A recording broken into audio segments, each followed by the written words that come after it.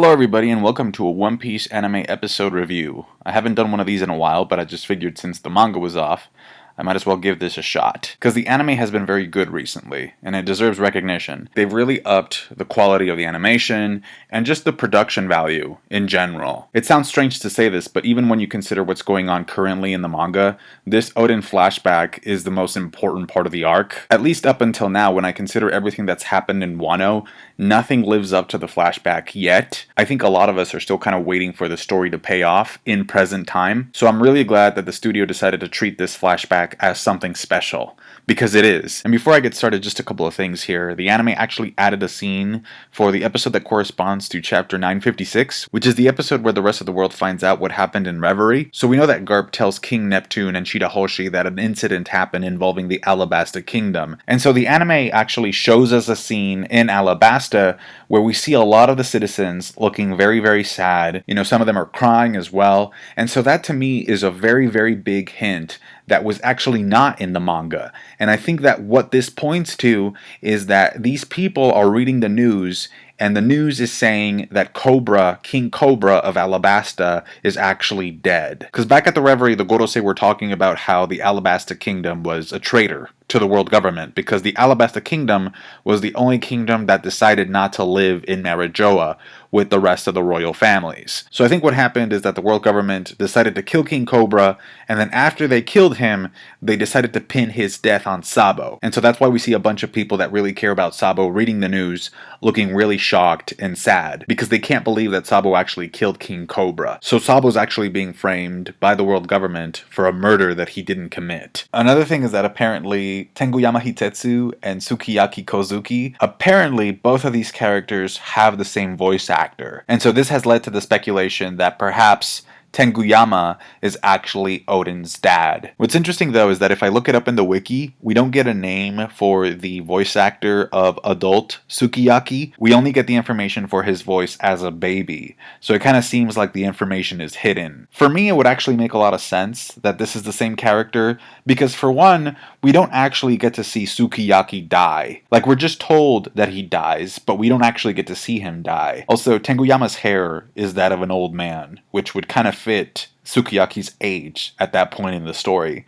Plus, I find it interesting that Tenguyama wears a mask. I mean, I understand that Tengus are a part of Japanese mythology, but it also kind of seems like a way to get away with him hiding his face. We also know that Tenguyama Hitetsu was the one who crafted/created Ame no Habakiri, which is the sword that Momonosuke, who will become the future shogun of Wano, ends up inheriting. So it'd be kind of cool if it turns out that Tenguyama is Sukiyaki, because then that would mean that he would just be giving his own sword, passing down his own sword to his grandson. Also, since Sukiyaki was the former shogun of Wano and Momonosuke will become the future shogun of Wano, you would essentially just be passing down the sword from shogun to shogun, skipping Orochi. Also, if that theory happens to be true, it wouldn't be the first time that the anime inadvertently ends up spoiling a character's secret identity. You guys remember how Denjiro was spoiled, right? How the anime opening showed Kyoshido as part of the 9 Red Scabbards, and so we kind of made the connection. Since we didn't know who Denjiro was at the time, you know, we kind of thought about it and wait, is that supposed to be one of the Scabbards? Because if that is, then that would make 9, but that's Kyoshido.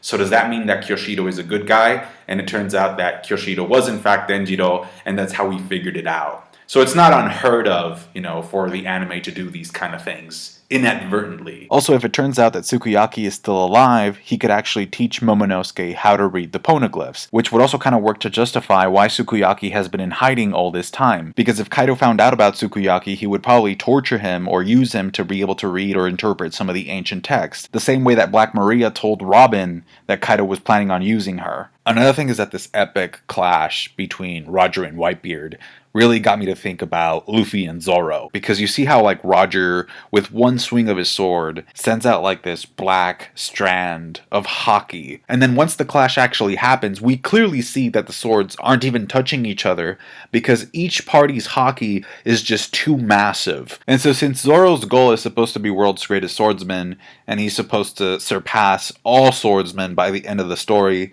and then Luffy is supposed to surpass Roger by the end of the story, it really got me thinking about whether we'll see a hockey feat from Luffy and Zoro that rivals this feat between Roger and Whitebeard. It's pretty insane how strong Roger is, and mind you, he's already sick at this point, and he actually sends Oden flying through 6 trees. 6 trees, Roger's already sick, and this is Oden we're talking about. This is the guy who was able to wound Kaido.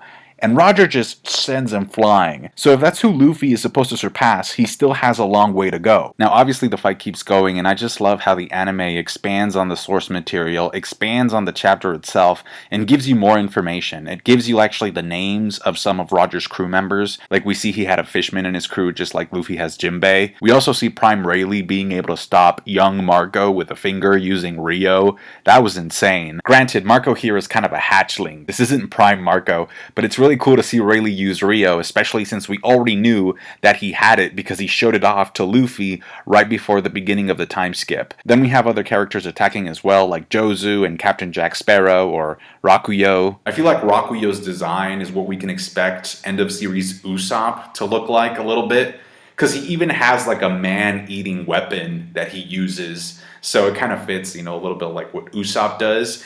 So yeah, like Rakuyo plus Yasopp's design with the dreadlocks plus a long nose, I feel like that's what we're going to see Usopp look like by the end of the series. Also, just a very quick fun fact, the episode number for this episode, which is 966, actually also corresponds to the manga chapter that this episode is based on. So it's both 966 for the anime episode and 966 for the manga chapter. Obviously, Oda decided to use this chapter in the manga to foreshadow 2 of the fundamental mysteries of the series. The first one revolves around Teach and his lack of a need for sleep, which goes back to his body not being normal. And so of course that relates directly to the mystery surrounding Teach, about why he's able to consume/eat 2 devil fruits without dying. And then the second one is of course Roger's secret dream or secret goal that he shares with Whitebeard and Oden, which is exactly the same dream that Luffy shares back in his flashback with Sabo and Ace. The scene cuts away here as well, so all we have are theories and speculation in regards to what Roger and Luffy ended up saying, but the truth of the matter is that if you can figure out why Blackbeard can use 2 devil fruits and what it was that Roger said to Oden and Whitebeard in that scene, you can essentially spoil a majority of the series. Also, the scene showed Roger laughing,